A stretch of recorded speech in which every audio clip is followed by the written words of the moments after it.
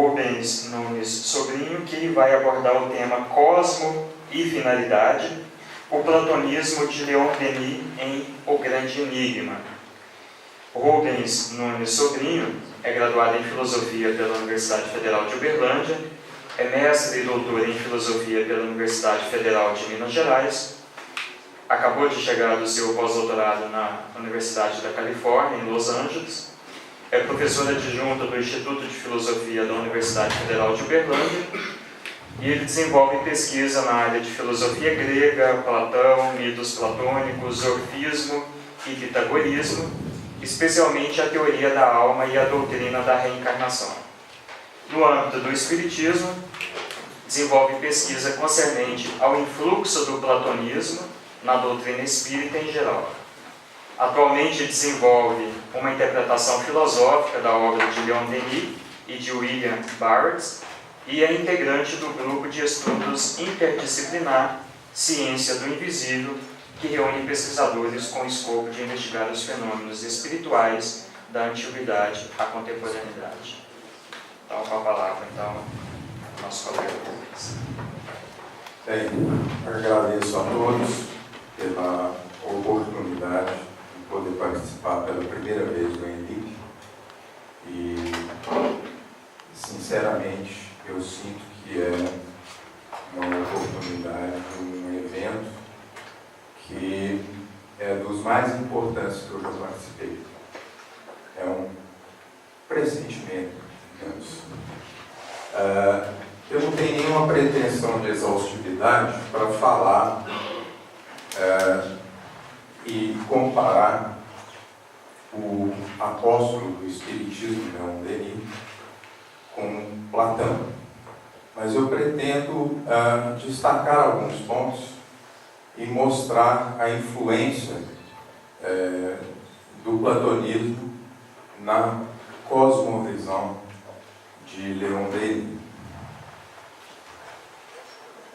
Eu começo com a epígrafe de Arthur Conan Doyle, que serve bem para qualificar Leon Denis.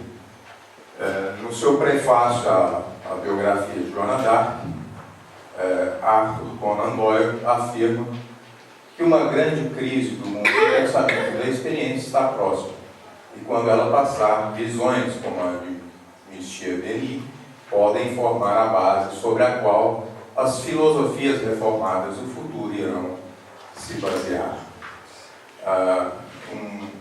Uma afirmação quase premonitória e que também nos serve de orientação para como nós devemos refletir acerca da metodologia filosófica.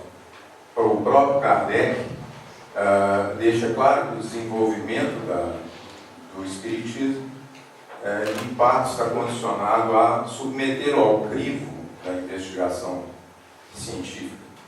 E submeter ao crivo da investigação científica significa fundamentar aquilo que de maneira sintética foi na codificação de pensadores como Leon Denis. Bem, a grande questão que permeia a obra O Grande Enigma é qual é a finalidade do universo. Existe um fim, existe um propósito para essa sucessão fenomênica, aparentemente caótica. O mundo é um fruto do acaso ou existe um regramento inteligente? Essa questão também atravessa todos os diálogos platônicos, do primeiro, da Apologia de Sócrates, até as leis. Como conciliar a profusão de fenômenos aparentemente caóticos com o fato de que deve haver um sentido subjacente a todas as coisas. Então, essa questão do acaso e regramento. Isso remete para a questão de como conciliar o fato de que a natureza ela pode ser apreendida mediante leis invariantes, leis podem ser quantificadas, e a questão da espontaneidade do livre-arbítrio, das ações humanas. Para Platão, um postulado platônico fundamental, há um princípio ordenador inteligente no universo. Num diálogo entre Platão esboça uma cosmogonia, uma origem do universo, antes de que o universo físico fosse criado, o Deus platônico, o demiurgo, cria uma alma inteligente. É uma realidade inteligente pré-cósmica. Platão escreve isso em termos míticos. Então a questão, Platão fundou a teleologia, ou seja, o postulado de que todas as ocorrências possuem uma finalidade, um propósito, e esse propósito é inteligente. E ele redunda para o bem. Esse propósito é bom.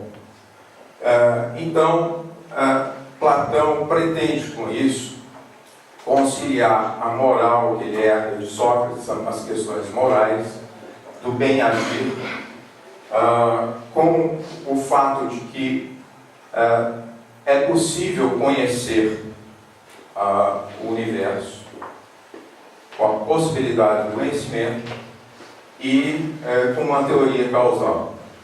Ou seja, para Platão, o fato de que a ética, a física e a política e a teoria das causas não serem áreas completamente divorciadas umas das outras, isso só é possível através de um vínculo que é a psique, ou a alma, e onde há alma, há inteligência.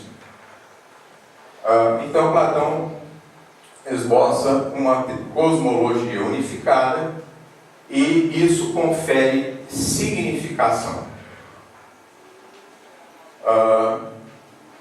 Bem, Platão então promove no século IV uma verdadeira revolução, porque até então a concepção de alma na cultura grega, a alma não era a sede das faculdades superiores, era uma noção confusa.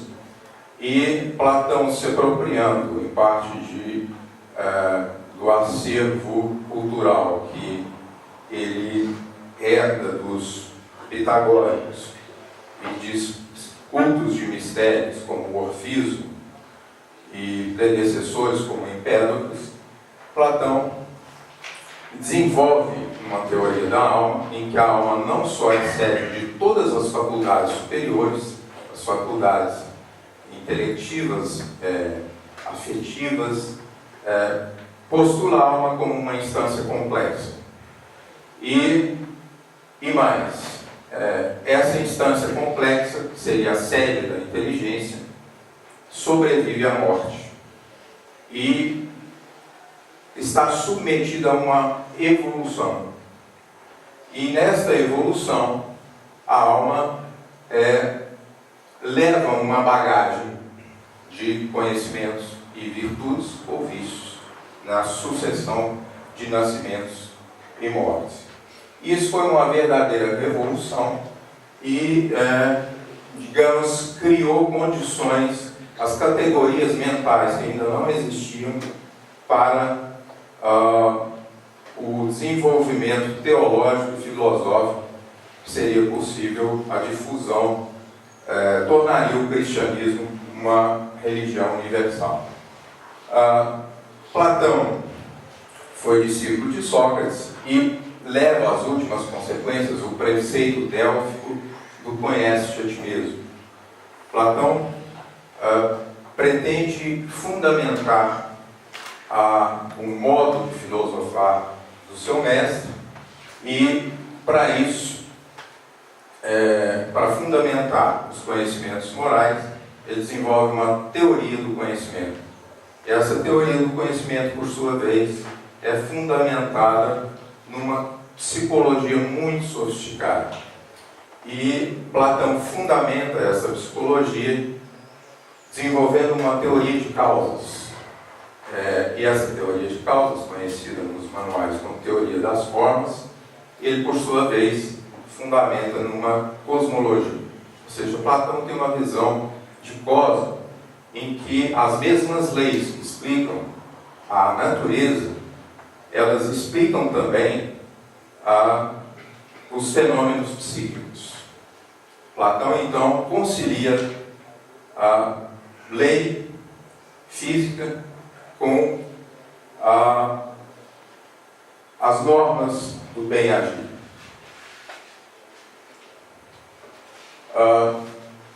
Bom, isso é o que eu acabei de dizer, né? Essa imbricação de áreas que sem a alma seriam compartimentos distantes, né?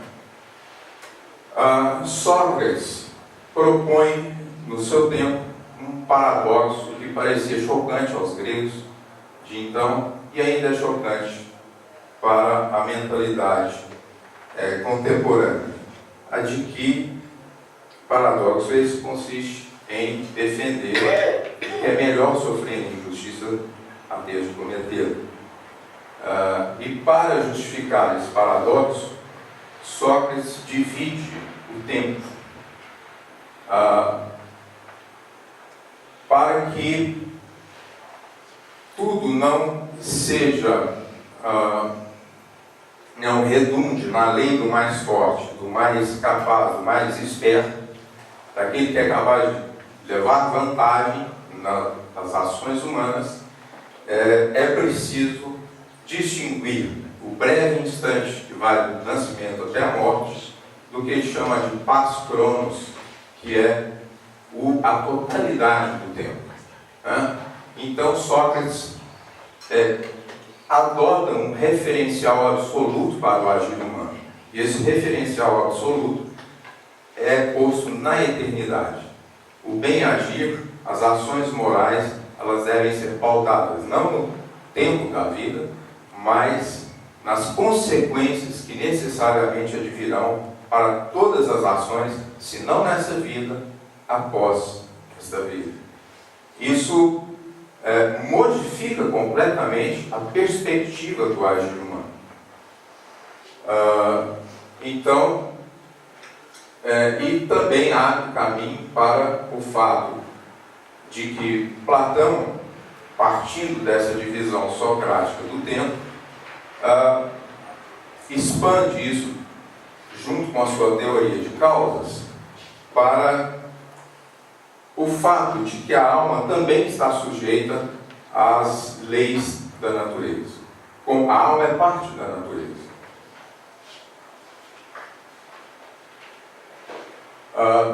A filosofia platônica, então, busca conjugar essa revolucionária moral socrática a uma cosmologia. E essa cosmologia procura simultaneamente explicar as leis da natureza e as leis do espírito, baseado no fato de que tudo, como Platão afirma no Timeu, tudo que existe, existe por uma causa, e nada do que existe, existe sem causa. E assim também, nenhuma ação é destituída de efeitos, de consequências. Essas consequências são inexoráveis. Elas podem redundar para o bem ou para o prejuízo do próprio agente.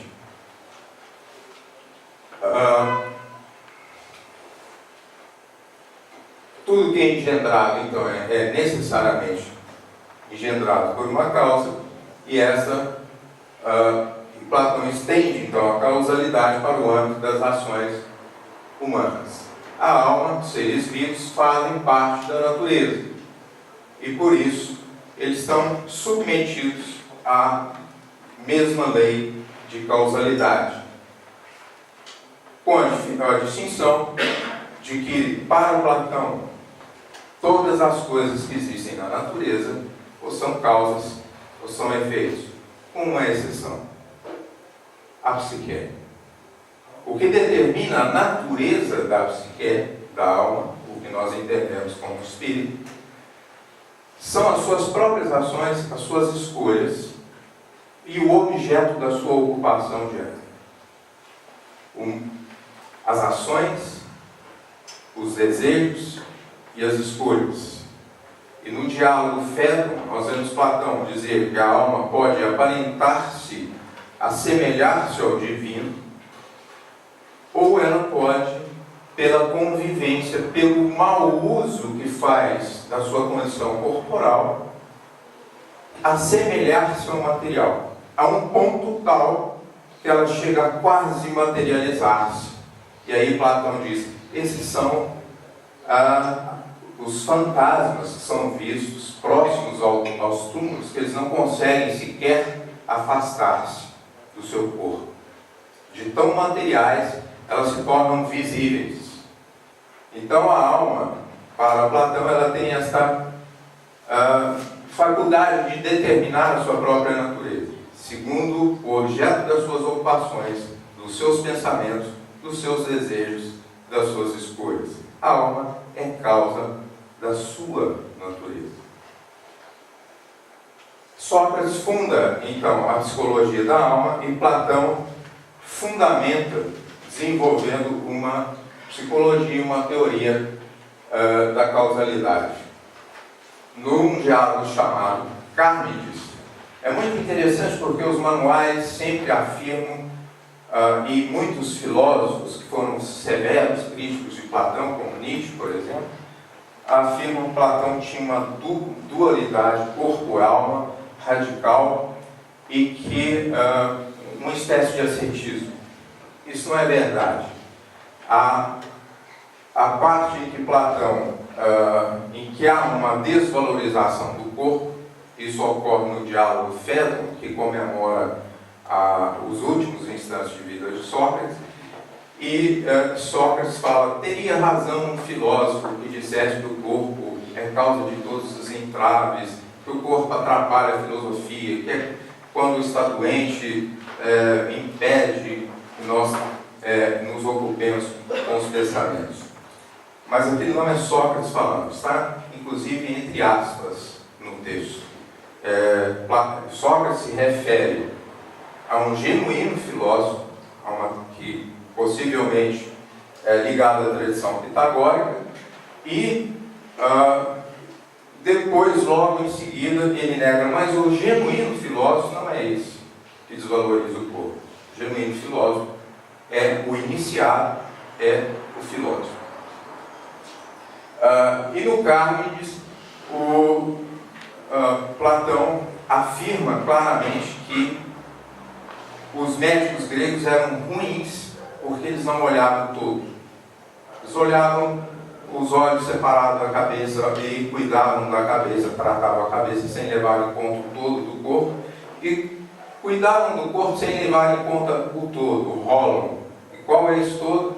A alma. Ou seja, em Platão, a alma o corpo faz parte do todo que é a alma. Nós somos então seres, corpos psíquicos ou psiquismos corporais. Isso é inseparável. Platão define claramente o que é a morte. Morte é separação de corpo e alma. Logo, a vida é união. Enquanto estamos na condição corporal, não sabemos como é uma consciência inteiramente destacada do corpo. O filósofo chega perto, ele tem vislumbres, mas ele só saberá, Sócrates afirma claramente, depois da morte.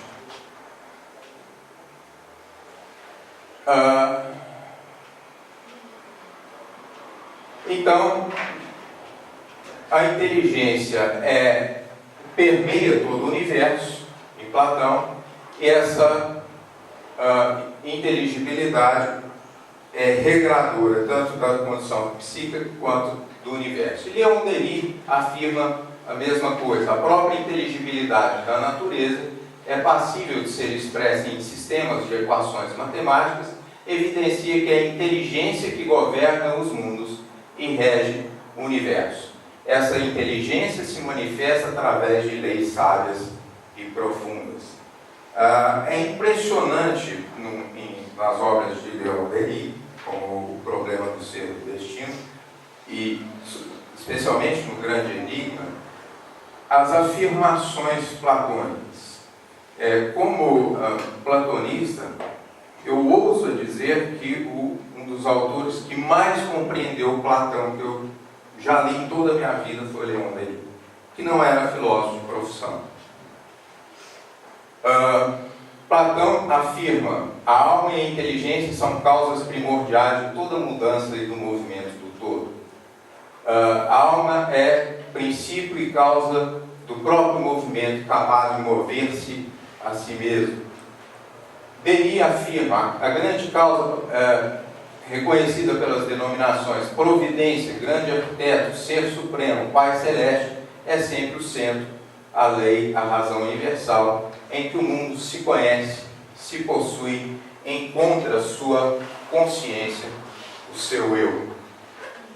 Parece Platão falando, né? Então, tanto para Platão como para Platão, escolhas e ações desencadeiam efeitos e consequências inexoráveis. E Denis, por sua vez, afirma que sofrimentos são lições austeras, etapas pelas quais adquirimos a compreensão de que a verdadeira felicidade não está nas impressões dos sentidos, mas na perfeição moral. Platão, por sua vez, afirma que o vínculo causal no cosmos implica leis causais, e essas leis causais abarcam a alma e suas escolhas. Leon Denis afirma: tudo está regulado em vista de um objetivo, que é o aperfeiçoamento contínuo do ser e o crescimento nele da soma do bem e do belo. Todos os seres estão ligados uns aos outros e se influenciam reciprocamente. O universo inteiro está submetido à lei da solidariedade. Para Platão, existe todo o cosmos, é chamado, a palavra cosmos, em grego, significa uma beleza bem regrada. A raiz deu a nossa palavra cosmética, é belo, mas é regrado. Então, segundo Platão, todo o cosmos é vinculado por uma lei de amor, pela filia, a amizade. E eu peço desculpas por ser tão breve e espero ter podido passar a semelhança de fundamentos e princípios. Eu defendo que um dos papéis hoje, um dos desafios para pesquisadores espíritas consista no fato, num esforço, num exercício de fundamentar mensagens que nós recebemos são extremamente densas e sintéticas, como o pensamento de Emmanuel, extremamente filosófico. E Leon Denis, que escrevia intuído, e páginas de uma profundidade, de uma beleza sem par. E essa é uma tarefa que está por se fazer, tanto num acervo tremendamente erudito, como o de Herculano Pires, mas também em mensageiros como Emmanuel e nessas obras de profundidade inesgotável de Leon Denis. E nós, no nosso grupo interdisciplinar, faremos esse esforço com as nossas limitações, mas com muita esperança, porque eu vejo aqui algo que eu jamais vi em congressos nacionais e internacionais. Pessoas de áreas diferentes, dispostas a colaborar e dispostas a conhecer o trabalho um dos outros, num sinergismo, numa integração de pesquisa genuína e solidária. Isso me dá uma esperança grande de que grandes frutos nos aguardam no porvir, não sem um trabalho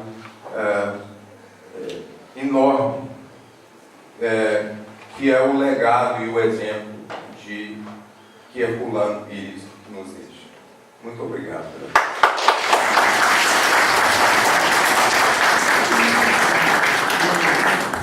Vamos então pelas perguntas, estejam à vontade. É Luiz Guimarães, eu sou de Piracicaba. Na leitura de Emmanuel, eu nunca vi o Emmanuel criticar algum personagem. E no livro A Caminho da Luz, na página 95, me chamou muita atenção que ele faz uma certa crítica a Platão, e dizendo que, de certa forma, foi mais ou menos, que eu não lembro direito a coisa, que ele foi um pouco político e prejudicou a imagem de Sócrates, alguma coisa assim. Então, eu estou te dando a informação para depois você pesquisar. Está no livro A Caminho da Luz, na página 95. Conheço a passagem, conheço uma referência semelhante também de Humberto de Campos. E Humberto de Campos menciona explicitamente que seria uma mensagem de Sócrates, que ele diria, se referindo-se ao Fédon, nos seus últimos momentos: vocês acham que eu pediria para sacrificar um galo a Asclépio? Eu escrevi um artigo sobre isso num periódico acadêmico, as últimas palavras de Sócrates. Bem, eu já comentei com os meus colegas que me abordaram acerca dessa questão o seguinte: no meu entendimento, eu não tenho evidências textuais, né, porque em parte são mensagens de espíritos, mas eu acredito que na década de 50 havia muita confusão a respeito do que teria sido, do quanto Platão teria sido fiel a Sócrates. Bem, o fato é que a grandeza de Sócrates, essa não é questionada. Platão foi um homem amargurado porque ele desiludiu-se com todos os regimes políticos, foi preso na sua tentativa de instaurar um regime filosófico em Siracusa, foi preso e vendido como escravo, só não conheceu um destino terrível porque o filósofo pitagórico Arquitas de Tarento resgatou. Platão, sim, foi amargurado pelo regime democrático que condenou o seu mestre injustamente, num julgamento injusto, à morte. E abominava a tirania. E nós percebemos essa amargura e alguma acidez ou crítica destrutiva nos seus diálogos, né? As leis de um diálogo pesado em que Platão foi criticado por introduzir ideias que inspiraram o totalitarismo, inclusive, mas ele não pode ser responsabilizado pelas distorções do porvir. Mas, no geral, ele, com a sua prova terrível, né, de levar adiante o legado de Sócrates, ele foi fiel, desenvolveu, fundamentou filosoficamente, de maneira brilhante e genial, a filosofia de Sócrates.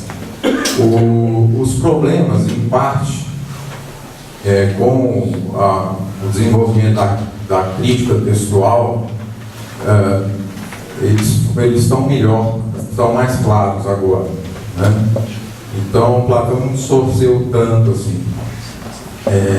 Nós podemos matizar um pouco esse juízo, mas naquele momento, se Emmanuel julgou necessário informar isso, é porque havia confusão, possivelmente no próprio meio espírita, né, de ler Platão ao pé da letra. Se tem uma coisa que não se pode fazer em Platão, é ler ao pé, fazer dele uma Bíblia e ler ao pé da letra. Aliás, nem a Bíblia deve ser lida, apesar de, né? A gente sabe os problemas que causam. E Platão também, né? Ler Platão ao pé da letra aí a coisa fica complicada. Eu acredito, essa é uma opinião subjetiva, havia problemas e dois espíritos, Humberto de Campos e Emmanuel, aludiram a ele para esclarecer ou que as pessoas prestassem atenção no próprio movimento espírita. Não é bem no seu tema, mas eu gostaria de saber qual a ligação do texto das obras de Kardec com Platão, onde você encontra, que você falou de Leon Denis e Platão. Agora, Leon Denis baseia-se em Kardec, ele foi discípulo de Kardec, vamos dizer. E onde que estamos Kardec com Platão? É isso. A introdução do Evangelho segundo o Espiritismo, Kardec acha Sócrates e Platão tão importantes que ele faz um resumo. Ele faz um resumo das principais concepções que ele julga pertinentes para a codificação de Sócrates e Platão. E ele menciona os dois com o mesmo estatuto. Ele não desvaloriza Sócrates ou Platão. E se não me engano, no Céu e Inferno, no livro dos Médios, ele menciona também a importância de Platão. Sócrates assina, né, mensagens. Então eles participaram efetivamente da codificação espírita enquanto espíritos. E é de se presumir que Platão foi amargurado porque ele sofreu uma prova terrível. E nós só conhecemos Sócrates através de Platão, assim como nós só conhecemos Cristo através de Paulo e através dos evangelistas. Paulo foi, tanto quanto Platão, um homem amargurado, extremamente amargo, sofreu, mas se orgulhava das marcas de Cristo. E Platão, todos os seus diálogos sobreviveram pela sua genialidade. O próprio Kardec coloca Sócrates e Platão de maneira indissociável e cita trechos inteiros dos diálogos, né? Fédon, Orges, vários trechos estão ali na introdução do Evangelho. É um trabalho que o nosso amigo Luiz Fernando vai desenvolver, explicitar onde estão aquelas passagens e por que o Kardec está citando ali naquela página.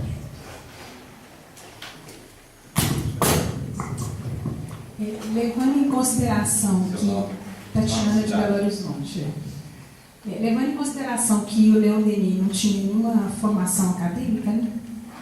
Qual a sua opinião subjetiva dessa semelhança de ideias? Eu vou, para ilustrar, né, o que eu penso acerca disso, eu ouvi recentemente, assisti uma conferência do Divaldo em Los Angeles. Um homem de 84 anos, referindo-se a pesquisas recentes acerca do bóson de Higgs, sobre o genoma, citando as pesquisas, citando os cientistas, e eu fiquei imaginando, bem, esse sujeito ou ele lê Scientific American o dia inteiro, né, para estar tão bem atualizado, ou tem alguma coisa estranha, mas me parece que não tem tempo de ficar lendo o dia inteiro, porque ele fica fazendo palestra o tempo todo, ele está viajando o tempo todo. Então, como explicar isso, né? Então, o próprio Leon Denis afirma que ele escreve intuído. Jerônimo de Praga, neoplatônico, ele escreve intuído, ele menciona o seu vínculo com os reformadores protestantes que beberam dos neoplatônicos e a sua erudição, né, porque ele frequentava a academia de ciências um homem que era um estivador, um homem rústico, de origem rústica. Então, é extraordinária a erudição, a atualidade, discutir todos os temas da ciência do seu tempo, com propriedade e com um estilo literário admirado e louvado por ninguém menos que Arthur Conan Doyle. Então, realmente, era uma pessoa intuída e nós vemos o futuro da mediunidade que é a que ele tinha.